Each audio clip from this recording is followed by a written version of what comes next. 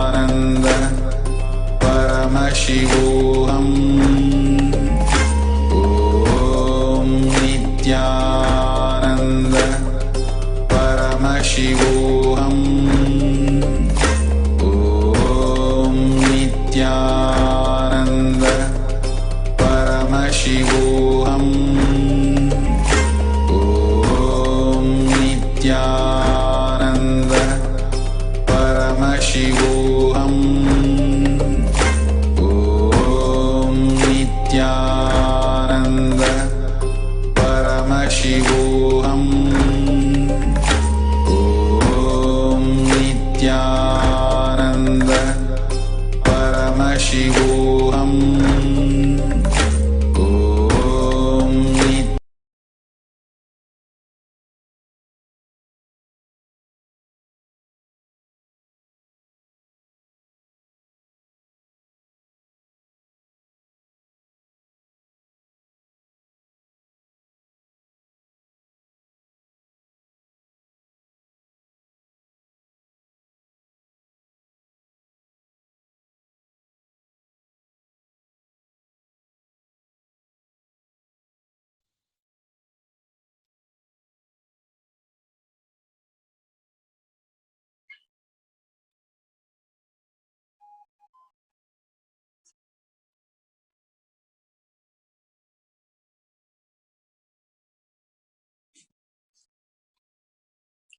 Yes, we'll now show the slide.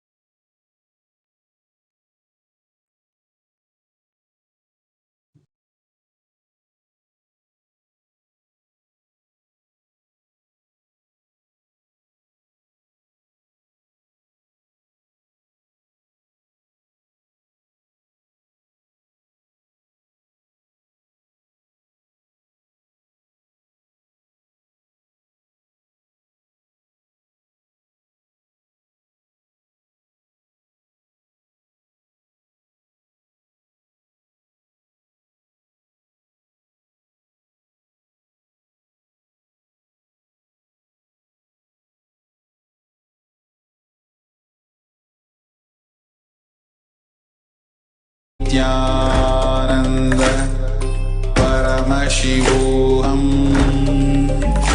Om Nithyananda Paramashivoham.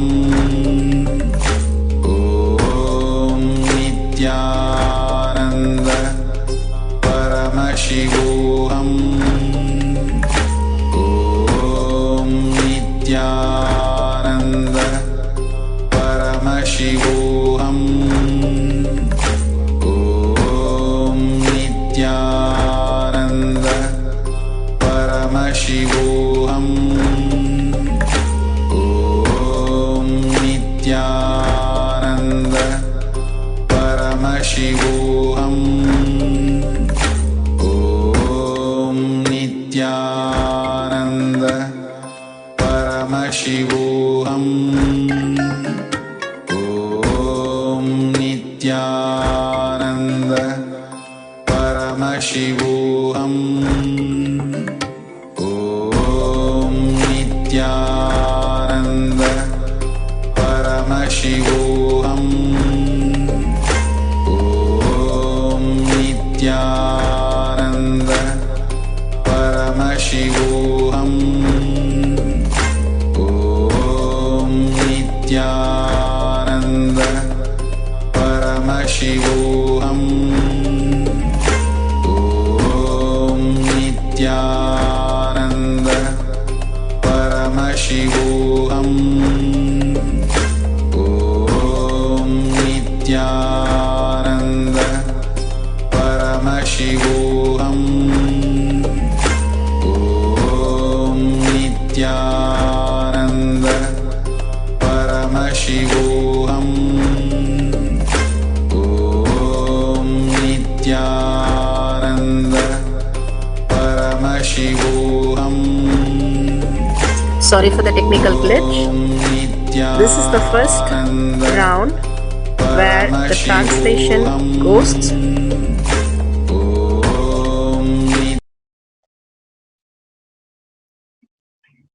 Oh, the Guru is consciousness, eternal, peaceful, beyond space and stainless. He is beyond Nada Bindu Kala.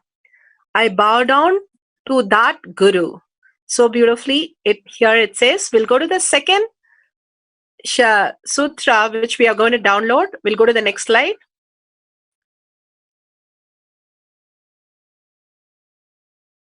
We are going to, you can write the slide down, the Sanskrit verse.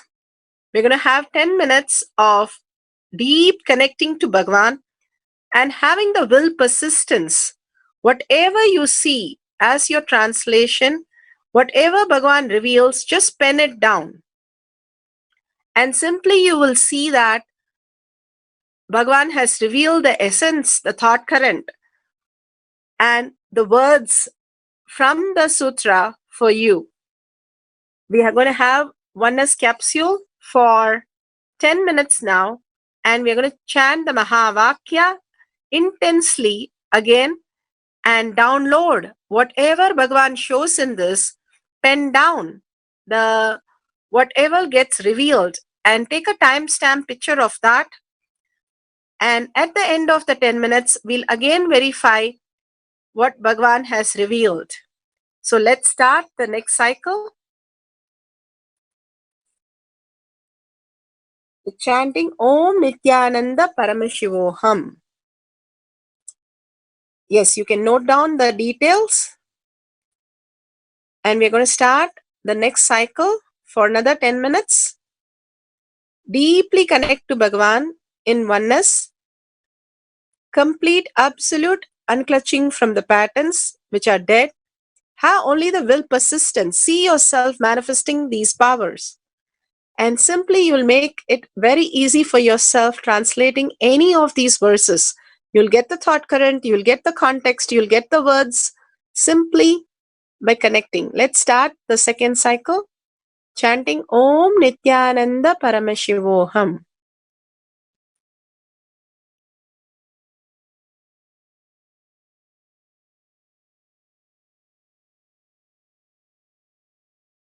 Nithyananda Paramashivoham. Om Nithyananda Paramashivoham. Nithyananda Paramashivoham. Om Nithyananda Paramashivoham. Nithyananda Paramashivoham. Om Nithyananda Paramashivoham. Om Nithyananda Paramashivoham. Om Nithyananda Paramashivoham. Om Nithyananda Paramashivoham. Om Nithyananda Paramashivoham. Om Nithyananda Paramashivoham. Om Nithyananda Paramashivoham. Om Nithyananda Paramashivoham. Om Nithyananda Paramashivoham. Om Nithyananda Paramashivoham. Om Nithyananda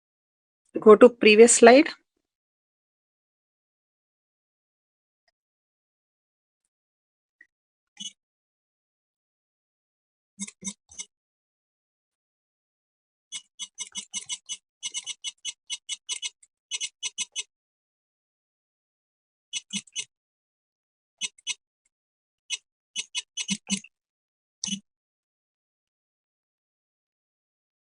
Thank you, sir. Sorry for the technical glitch.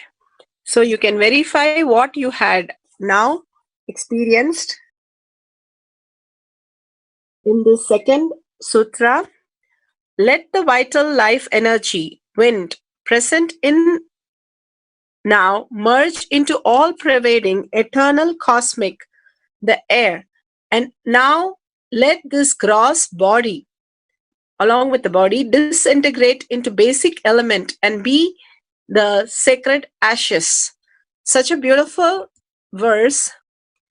You can verify what you have experienced, what is revealed, and the thought current, the words, the whatever Bhagavan has revealed for you.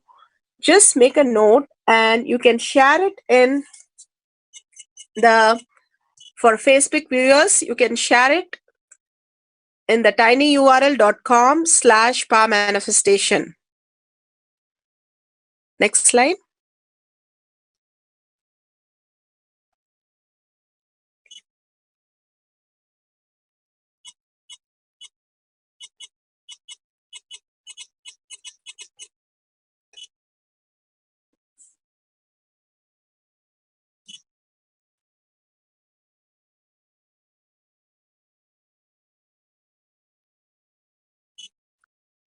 You can share it. This is, sorry for the delay. This is tinyurl.com/powermanifestation. Let's surrender all this powerful cognition and power manifestation to Bhagavan's lotus feet. Again and again, when you surrender, you raise your higher reality.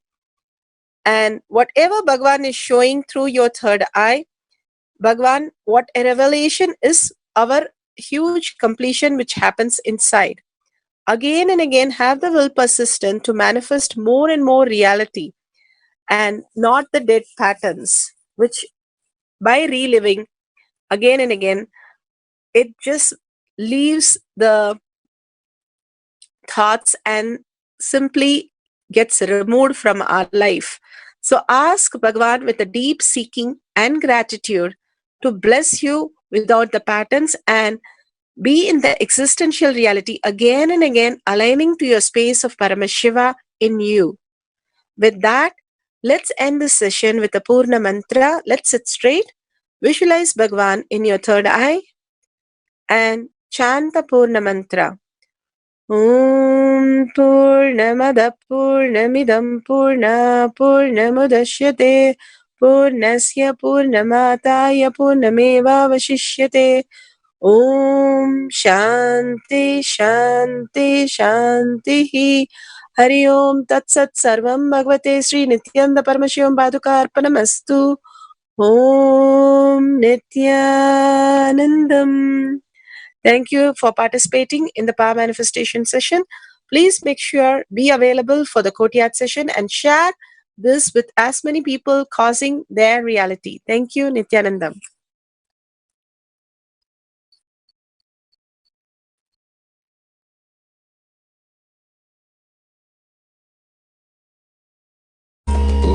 Om Nithyananda Paramashivoham. Om Nithyananda Paramashivoham.